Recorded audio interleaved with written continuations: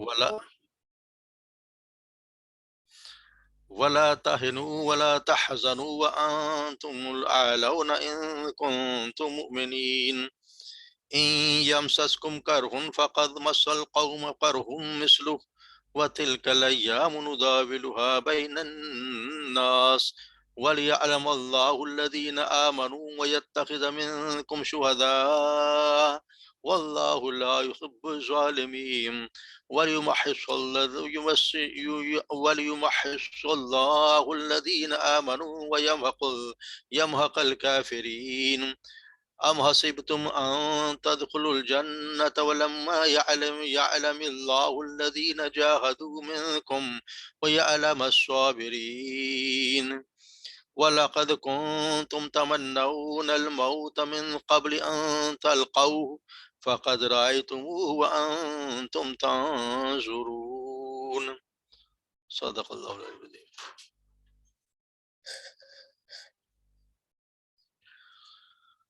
قد خلت من قبلكم، البتہ یقیناً خلد گزر چکے ہیں، من قبلکم تم سے پہلے، سنن بہت سے طریقے فسیرو فی الارض پس چلو پھرو زمین میں، فانظرو پس دیکھو، کیف کس طرح، کان عاقبت المکذبین جھوٹوں کا کیا انجام ہوا، عاقب کا جو انجام کو، مکذبین جھوٹوں کا کیسا انجام ہوا۔ ھذا بیان للناس، یہ بیان ہے، یہ بات ہے، للناس لوگوں کے لیے، وہدی و موعظۃ للمتقین اور ہدایت اور نصیحت متقین کے لیے۔ ولا تہنوا، اور نہ تم کمزوری دکھاؤ، ولا تحزنوا، اور نہ تم غم کرو، افسوس کرو، وانتم اعلون ان کنتم مؤمنین، اور انتم تم اعلون غالب رہو گے، ان کنتم اگر تم ہو مومنین، اگر تم مومن رہے تو تم ہی غالب رہو گے۔ إِن يَمْسَسْكُمْ كَرْحٌ، اگر پہنچی ہے تمہیں کرہن زخم یا کوئی تکلیف، فقد پس یقیناً مس القوم تو پہنچی ہے قوم کو یعنی دوسروں کو، فرح مثلو اسی طرح کی تکلیف، اسی طرح کی زخم، وتلک الایام اور یہ ایام ہیں، نداولها ہم بدلتے رہتے ہیں، بین الناس لوگوں کے درمیان، وَلِيَعْلَمَ اللَّهُ اور تاکہ جان لے اللہ الذین آمنوا ان لوگوں جو ایمان لائے، وَيَتَّخِذَ اور وہ بنائے، منکم تم میں سے شہداء شہید، تم میں سے شہید بنائے، واللہ لا يحب الظالمین اور اللہ ظالموں کو پسند نہیں کرتا، وَلِيُمَحِصَّ اللَّهُ الَّذِينَ آمَنُوا اور تاکہ وہ یعنی اللہ یعنی کہ اللہ چھانٹ دے، خاص چھانٹ دے ان لوگوں کو جو ایمان لائے، وَيَمْحَقَ الْكَافِرِينَ اور مٹا دے کافروں کو۔ ام حسبتم کیا گمان کر لیا تم نے، تم نے سمجھا ہے، ان تدخلوا الجنت کہ تم داخل ہو جاؤ گے جنت میں، ولما اور جب کہ یعلم اللہ الذین جاہدوا جب تک کہ جان لے اللہ تم میں سے جنہوں نے جہاد کیا، من تم میں سے، وَيَعْلَمَ الصَّابِرِينَ اور وہ جان لے صبر کرنے والوں کو۔ وَلَقَدْ كُنْتُمْ اور یقیناً البتہ تم تھے، تمنون الموت موت کی تمنا کرتے، من قبل اس سے پہلے، ان تلقوہ کہ تجھ سے ملاقات ہو، تلقوہ تم عالیہ سے، فقد رأیتموہ پس یقیناً البتہ رأیتموہ تم نے دیکھ لیا اسے، وانتم تنظرون اور تم اسے دیکھ رہے تھے، یعنی تمہارے سامنے موت تھی، تم اسے دیکھ رہے تھے۔ تو اصل میں ہم پڑھ رہے ہیں سورہ، یہ جو سورہ چل رہی ہے اس میں جنگ، ہم پڑھتے ہیں جنگ احد کے بارے میں، اس میں جو مسلمانوں کو وقتی طور پہ جو نقصان اٹھانا پڑا، اس پہ جو مسلمانوں کو مایوسی ہوئی، اور اس کے بارے میں اللہ تبارک و تعالیٰ ان کو تسلی دے دیں یا سمجھیں کہ ان کو کچھ سمجھایا جا رہا ہے کہ اس طرح کی یہ تو چیزیں ہوتی رہتی ہیں، اللہ تعالیٰ کا یہ قانون ہے، قد خلت من قبلکم سنن تو اس سے پہلے بھی سے بہت سے طریقے گزر چکے ہیں، تم زمین میں چل پھر کے دیکھو، فسیروا فی الارض فانظروا کیف کان عاقبۃ المکذبین کہ جھوٹوں کے ساتھ کیا انجام ہوا۔ یہ لوگ وقتی طور پر جو ان کو فتح حاصل ہوئی ہے یا یہ سمجھنے کی فتح ہے، تو یہ اپنے آپ کو سمجھنے کہ ہم بہت زیادہ ہم لوگ جو غالب آ گئے ہیں، تو ان سے کہیں کہ چل پھر کر دیکھیں زمین میں کہ پہلے بھی جو لوگ جھٹلاتے ہیں ان کا انجام کیا ہوا۔ ان کے سامنے بہت سی قومیں ہیں، پہلے بہت سی قومیں گزر چکی ہیں، یہ دیکھتے بھی ہیں، پڑوس میں وہاں پہ تو تھیں، تو دیکھیں کہ ان کو کیا حالات، ان کا حالت کیا ہوئی۔ مکذبین کا ہمیشہ ہی انجام برا ہی ہوا، جنہوں نے جھٹلایا ان کا انجام برا ہی ہوا۔ اللہ تبارک و تعالیٰ دوسری جگہ سورہ زخرف میں فرماتے ہیں فانتقمنا منہم فانظر کیف کان عاقبۃ المکذبین، تو ہم نے ان سے بدلہ لے لیا، تو دیکھ لو جھٹلانے والوں کا انجام کیسا ہوا۔ ایک جگہ اور سورہ محمد میں اللہ تبارک و تعالیٰ فرماتے ہیں افلم یسیروا فی الارض، کیا نہیں دیکھا انہوں نے کہ جو گھومتے تھے زمین میں، فینظروا کیف کان عاقبۃ الذین من قبلہم، کہ دیکھیں کہ کیسا انجام ہوا ان سے پہلے لوگوں کا۔ دمر اللہ علیہم، اللہ نے ان کو تباہی ڈال دی، والکافرین امثال ہوا، اور کافروں کے لیے اسی طرح کی سزائیں ہیں، یہ اسی طرح کی مثالیں ہیں۔ تو کافروں کو زیادہ خوش ہونے کی ضرورت نہیں ہے، چل پھر کے دیکھ لیں، مکذبین کا ہمیشہ انجام برا ہی ہوتا ہے۔ اور ھذا بیان للناس، اور یہ لوگوں کے لیے ایک وضاحت ہے، یہ اللہ تبارک و تعالیٰ نے وضاحت بیان کر دی، بیان واضح طور پر بیان کر دیا لوگوں کے لیے، اور یہ ہدایت ہے اور نصیحت متقین کے لیے، کہ یہ ہدایت، اس میں لوگ ان متقین کو اس سے ہدایت حاصل کرنی چاہیے کہ ہم سے کیا کہاں پہ غلطیاں ہوئیں، اور کیا کچھ ہمیں کیا کرنا چاہیے اور کیا نہیں کرنا چاہیے۔ آپ صلی اللہ علیہ وسلم کے کسی بھی فعل کہنے کی، کسی بھی قول کی نافرمانی سے کتنا بڑا نقصان ہو جاتا ہے۔ تو یہ اللہ تبارک تعالیٰ مسلمانوں کو، متقین کے لیے فرمایا گیا کہ یہ تمہارے لیے واضح طور پر یہ وضاحت ہے، اور متقین کے لیے اس میں ہدایت ہے اور نصیحت ہے۔ اور پھر یہ بتایا گیا ان سے کہ پھر جن کو تسلی دے رہی کہ ولا تہنوا، اور تم کمزور نہ بنو، کمزوری نہ دکھو، ولا تحزنوا، اور نہ تم غم کرو، وانتم اعلون، اور تم ہی غالب رہو گے، تم ہی غالب ہو۔ شرط کیا ہے کہ تم مومن ہو، تم مومن ہو، تم ہی غالب رہو گے، اس میں کوئی گھبرانے والی بات ہے، تم ہو مومن رہو گے، تم ہی بآخر کار تم ہی نے غالب آنا ہے۔ یہ تو وقتی طور پر اللہ تبارک و تعالیٰ کے قانون، کسی کے جیسے آگے آ رہا ہے کہ ہم ایام کو بدلتے رہتے ہیں، کبھی کوئی شکست کھا جاتا ہے، کبھی فتح حاصل کر لیتا ہے، آخر کار فتح ان کی ہوگی جو ایمان والے ہوں گے۔ اس طرح اللہ تعالیٰ نے ان کے غلبے کی بھی قسم، اللہ تعالیٰ نے آپ صلی اللہ علیہ وسلم نے اس لوگوں کے غلبے سے پناہ بھی مانگا کرتے تھے، وہ کہ یہ ہے کہ لوگوں کا غلبہ ہم پہ نہ ہو، ہمارا ہی غلبہ، لوگوں کا غلبہ۔ اس پہ آپ صلی اللہ علیہ وسلم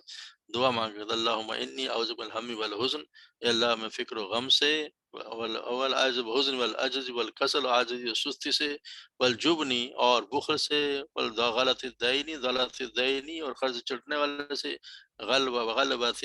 الرجال اور لوگوں کے غلبے سے تیری پناہ چاہتا ہوں۔ یہ اللہ تبارک و تعالیٰ نے یہ ان کو سکھائی کہ تو آپ بھی آپ کر دیا کریں۔ اس طرح ایک حدیث میں حضرت سیدنا ثوبان رضی اللہ عنہ بیان کرتے ہیں، رسول اللہ صلی اللہ علیہ وسلم نے فرمایا ان قریب تم پر ہر طرف سے قومیں اس طرح ٹوٹ پڑیں گی جیسے کھانے والے لوگ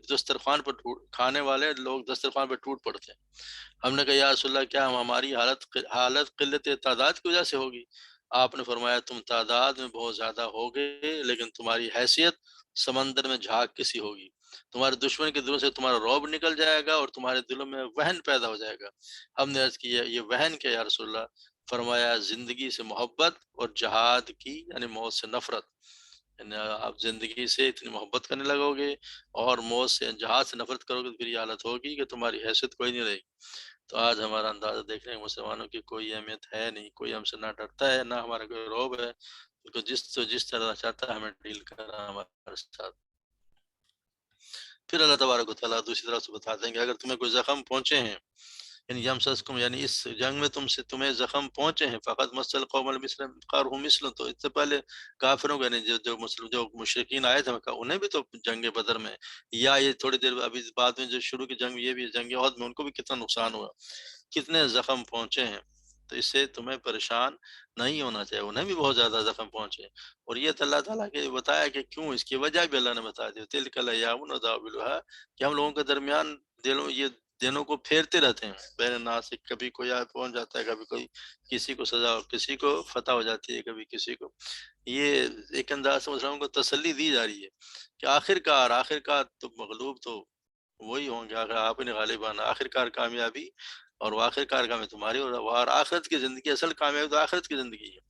اور اصل کامیابی وہی ہے۔ اس لیے سیدنا سہل بن سہل بیان کرتے ہیں کہ عہد کے دن صلی اللہ علیہ وسلم کے اگلے دندان مبارک ٹوٹ گئے، آپ کا چہرہ انور زخمی ہو گیا، اور آپ کے سر مبارک میں جو خون تھی وہ ٹوٹ گئی، یعنی اتنے زخم اٹھانے پڑے یعنی مسلمانوں نے کیا کچھ کہ آپ صلی اللہ علیہ وسلم بھی زخمی ہو کر یہاں تک خون بہا کے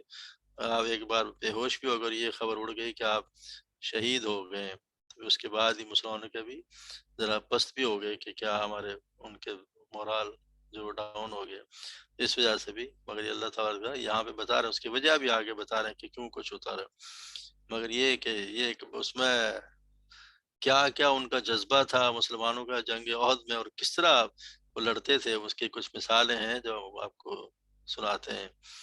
اس سے پہلے تو یہ بتایا کہ آپ صلی اللہ علیہ وسلم کے چہرے مبارک زخمی ہو گئے، آپ کے دانت ٹوٹ گئے۔ اسی طرح سیدنا انس بیان کرتے ہیں کہ عہد کے دن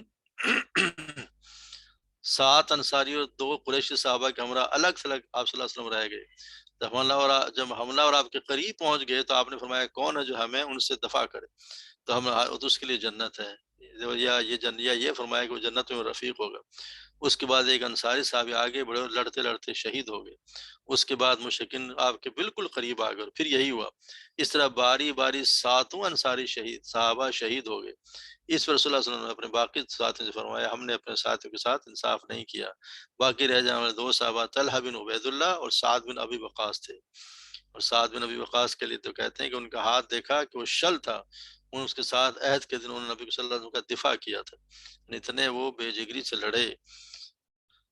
اس میں کہتے ہیں کہ اتنے آپ ہم اندازہ لگائیں کہ کس طرح ان کا جذبہ تھا۔ فرماتے ہیں کہ سیدنا سعد بن ابی وقاص فرماتے ہیں سیدنا عبداللہ بن دہش نے عہد کے روز ان سے کہا تم اللہ سے دعا کرو، میں آمین کہوں گا، اور پھر میں دعا کروں گا تو تم آمین کہنا۔ چنانچہ یہ دونوں باقی مجاہدین سے ذرا الگ ہو گئے۔ پہلے سعد رضی اللہ تعالیٰ نے دعا کی اور کہنے لگے اے میرے رب،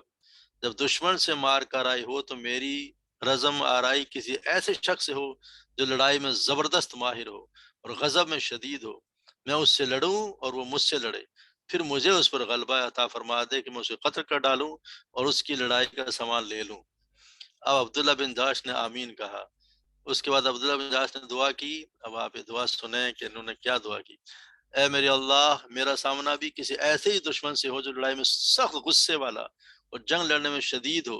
میں اس سے محض تیری خاطر لڑائی کروں، وہ مجھے قتل کر دے، پھر میری ناک اور کان کاٹ ڈالے، اور پھر جب کل کو میں آپ سے ملاقات کروں تو آپ مجھ سے پوچھیں یہ تیری ناک اور کان کیوں کاٹ ڈالے گئے، میں جواب دوں اللہ تیری خاطر،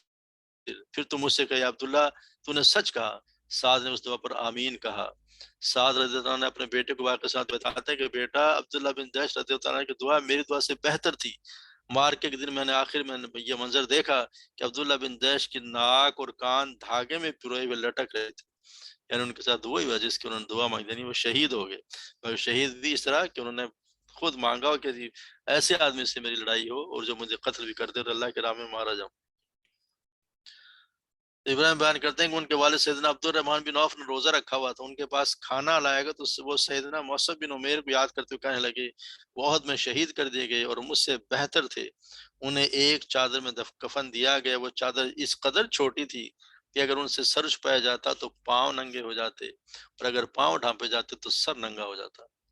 اسی طرح سیدنا جابر بیان کرتے ہیں کہ جب میرے والد عہد کی جنگ میں شہید کر دیے گئے تو میں ان کے چہرے سے بار بار کپڑا ہٹا کر دیدار کرتا اور روتا۔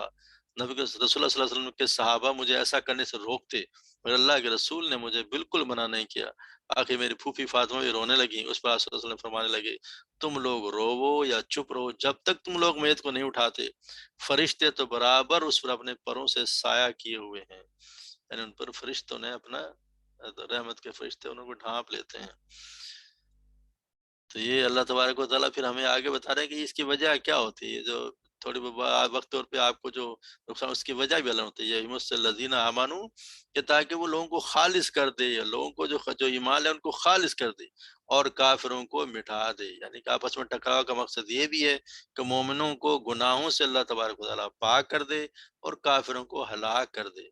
تو اس کا یہ کہ جب آہستہ یہ وجہ پھر آپ کو کہتے ہیں انحاسب تم، کیا تم نے سمجھ لیا کہ ان تدخلوا جنت کہ تم داخل ہو جنت میں، ولما جب کہ یعلم اللہ الذین جاہدوا، اللہ تعالیٰ جب تک کہ جان لے اللہ تعالیٰ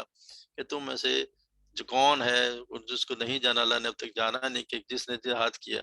یہ لم اور ما سلامت، یعنی جب تک نہ جانے اللہ کہ تم اس جہاد کرنے والے کون ہیں، ولیعلم، اور تم میں سے صبر کرنے والے کون ہیں۔ تو یہ بھی ایک وجہ بتائی کہ اللہ نے بھی بتا دیا کہ تم جنت میں ایسے ہی داخل نہیں ہو جاؤ کہ کوئی زمانہ نہ آ جائے، جیسے ہم نے پڑھا نا سورہ بقرہ میں، ام حسبتم ان تدخلوا الجنۃ ولما یأتکم مثل الذین خلوا من قبلکم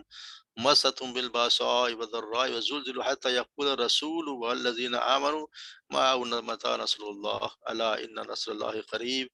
کیا تم نے گمان کرا کہ تم جنت میں داخل ہو جاؤ گے، حالانکہ ابھی تک تم پر ایسی لوگوں جیسی حالت آئی نہیں جو تم سے پہلے تھے، انہیں تنگ دستی اور تکلیف پہنچی اور سخت ہلا دیے گئے، یہاں تک کہ رسول اور جو لوگ ان کے ساتھ ایمان لائے تھے کہہ اٹھے اللہ کی مدد کب آئے گی، سن لو بے شک اللہ کی مدد قریب ہے۔ تو اللہ تبارک و تعالیٰ جانچتے ہیں کہ کون صرف اپنے منہ سے ہی کہہ رہا ہے ایمان لایا ہے کہ وہ اس پہ عمل بھی کرتا ہے، حالانکہ اللہ کو ہر چیز کا پتہ ہے، مگر یہ اللہ صرف لوگوں کو دکھانے کے لیے ان کو یا یہ ثابت کرنے کے لیے کہ یہ کس طرح کا بندہ ہے، اللہ تعالیٰ اس کا امتحان لیتے ہیں۔ وَلَقَدْ كُنْتُمْ تَمَنَّوْنَ، اسی طرح بے شک تم نے موت پہلے تم تمنا، یعنی وہ لوگ جنہوں نے اس جنگ بدر میں شامل نہ ہو سکے تھے، یا نئے صاحب جو لوگ ایمان لائے تھے، ان کی خواہش تھی کہ ہم جو ہیں وہ ایک ایسا سے محرومی تھی، ان کو چاہتے تھے کہ وہ ہم بھی کافر سے لڑائی کریں اور اپنا جہاد کی فضیلت حاصل کریں۔ یہ کہتے ہیں کہ لَقَدْ رَأَيْتُمُ وَلَقَدْ كُنْتُمْ تَمَنَّوْنَ الْمَوْتَ، بے شک تم تو موت کی تمنا کیے کرتے تھے، اس سے پہلے ان تلقاؤ، اس سے پہلے کہ اسے ملو، ان کے تلقاؤ، اس سے تم ملو، فقد رأیتموہ، پس یقیناً دیکھ لیا تم نے اسے، وانتم، اس حال میں کہ تم اسے دیکھ رہے تھے، یعنی وہ صحابہ کرام جو جنگ بدر میں رہ گئے تھے یا ایسے محرومی رکھتے تھے، تو وہ لڑنا چاہتے تھے کہ ہم کافروں سے ہم بھی لڑیں اور فضیلت حاصل کریں، مگر جب مسلمانوں کی فتح، کامرانی کی، کافروں کے اچانک حملے سے وقتی طور پر مسلمان پیچھے ہٹے، پسپا ہوئے، تو یہی لوگ تھے جو زیادہ جنہوں نے مدینہ سے باہر نکلنے کا مشورہ، پھر یہ ذرا کچھ ان میں سے لوگ پیچھے بھی ہٹے، پھر بعض نے فرار بھی اختیار کی، بہت تھوڑے سے لوگ جو ثابت قدم بھی رہے۔ اسی طرح اسی لیے سیدنا عبداللہ بن ابی اوفا رضی اللہ عنہ بیان کرتے ہیں کہ صلی اللہ علیہ وسلم نے فرمایا، دشمن سے مٹ بھیڑ کی تمنا نہ کیا کرو، بلکہ اللہ تعالیٰ سے عافیت کی دعا مانگتے رہا کرو۔ ہاں البتہ اگر دشمن سے مقابلہ ہو جائے تو پھر صبر کا مظاہرہ کرو اور خوب جان لو کہ جنت تلواروں کے سائے تلے ہے، یعنی کبھی بھی آپ جب لڑائی کی آپ دعا نہ کریں کہ ہمیں لڑیں یا لڑیں، عافیت مانگو، مگر جب جنگ آ جائے، سر پر سوار ہو جائے، اگر آپ تہیا کر لیں کہ ہم نے جنگ کرنی ہے، تو پھر پیٹھ نہیں دکھانی، پھر لڑنا ہی لڑنا، پھر اللہ کے راہ میں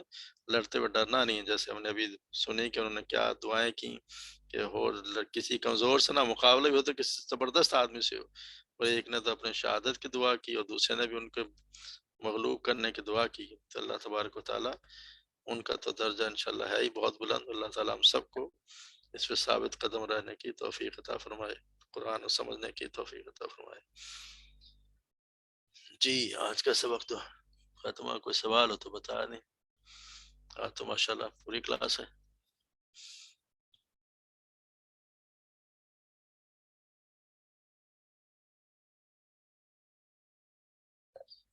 چلیں ٹھیک ہے پھر انشاءاللہ، باقی خیر، سبحانک اللہم و بحمدک، اشہد ان لا الہ الا انت، استغفرک و اتوب الیک۔